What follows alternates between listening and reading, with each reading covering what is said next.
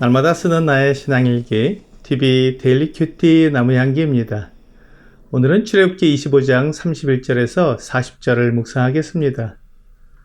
너는 순금으로 등잔대를 쳐 만들되 그 밑판과 줄기와 잔과 꽃받침과 꽃을 한 덩이로 연결하고 가지 6을 등잔대 곁에서 나오게 하되 다른 3가지는 이쪽으로 나오고 다른 3가지는 저쪽으로 나오게 하며 이쪽 가지에 살구꽃 형상의 잔 셋과 꽃받침과 꽃이 있게 하고 저쪽 가지에도 살구꽃 형상의 잔 셋과 꽃받침과 꽃이 있게 하여 등잔대에서 나온 가지 6을 갖게 할지며 등잔대 줄기에는 살구꽃 형상의 잔 넷과 꽃받침과 꽃이 있게 하고 등잔대에서 나온 가지 6을 위하여 꽃받침이 있게 하되 2가지 아래에 한 꽃받침이 있어 줄기와 연결하며 또 2가지 아래에 한 꽃받침이 있어 줄기와 연결하며 또 2가지 아래에 한 꽃받침이 있어 줄기와 연결하게 하고 그 꽃받침과 가지를 줄기와 연결하여 전부를 순금으로 쳐 만들고 등잔 7을 만들어 그 위에 두어 앞을 비추게 하며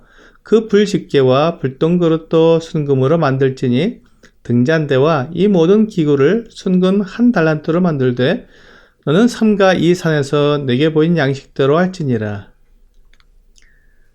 모세가 성막을 위하여 3번째로 만들어야 하는 기구는 등잔대였습니다. 등잔대는 해 지는 저녁부터 해 뜨는 아침까지 성소 안에서 빛을 내는 기구입니다. 낮에는 해가 떠 있기 때문에 성소 안에 별도의 빛이 필요 없지만 저녁부터 아침까지는 빛이 필요했습니다. 그래서 7개의 등불을 켤 수 있는 등잔대를 만들게 하셨습니다. 순금으로 만든 등잔대는 밑판에서 올라온 줄기에 양쪽으로 3가지씩 나와서 모두 6개의 가지와 가운데 줄기까지 합하여 7개의 등잔이 있는 등잔대입니다. 빛은 진실함과 거룩함을 나타내 줍니다. 빛이 비치면 어두움은 물러갑니다. 요한복음 8장 12절은 예수께서 또 말씀하여 이르시되 나는 세상의 빛이니 나를 따르는 자는 어두움에 다니지 아니하고 생명의 빛을 얻으리라 라고 말씀하고 있습니다.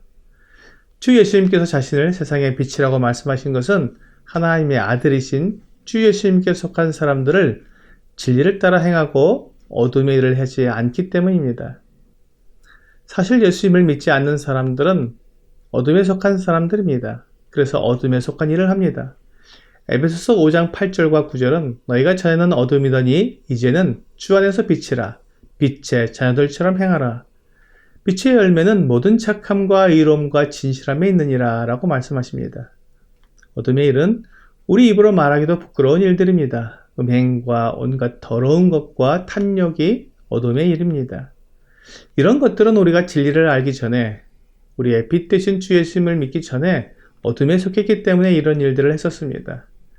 그러나 이제는 세상에 비치신 주 예수님께 속한 하나님의 자녀가 되었기 때문에 이제 어둠의 일은 우리와 아무런 상관이 없습니다. 오히려 어둠의 일을 버리고 빛의 자녀들처럼 착함과 의로움과 진실한 일들을 행합니다. 만일 우리 안에 빛이 없으면 우리 안이 어둡기 때문에 온갖 더러운 일들을 행할 수 있습니다. 그렇기 때문에 성소의 불은 꺼지지 않고 계속 켜두어야 했습니다. 해가 지는 저녁부터 해가 뜨는 아침까지 결코 어둠이 성소를 덮지 못하도록 7개의 등잔에 불을 밝혀 어둠을 내쫓아야 했습니다. 만일 우리가 영적으로 어둠에 가려진다면 세상의 온갖 더러운 일들이 우리 안에 들어오게 될 것입니다. 만일 우리의 내면이 어둠에 빠져 있다면 정신을 차리고 주님께 나아가야 합니다. 빛이신 우리 주님께서 우리의 어두운 마음을 밝혀주시도록 주님께 나아가야 합니다. 요한 1서 1장 5절과 6절은 우리가 그에게서 듣고 너희에게 전하는 소식은 이것이니 곧 하나님은 빛이시라. 그에게는 어둠이 조금도 없으시다는 것이니라. 만일 우리가 하나님과 사귐이 있다 하고 어둠에 행하면 거짓말을 하고 진리를 행하지 아니함이거니와 라고 말씀하십니다. 하나님은 빛이시기 때문에 어둠이 조금도 없으시다고 말씀하고 있습니다. 그러므로 하나님과 함께 거하는 사람이 어둠 가운데 행하면 하나님께 어둠이 들어오게 되는 것입니다. 이런 일은 있을 수가 없습니다. 그러므로 어둠 가운데 행하는 사람은 빛이신 하나님과 교제할 수 없습니다.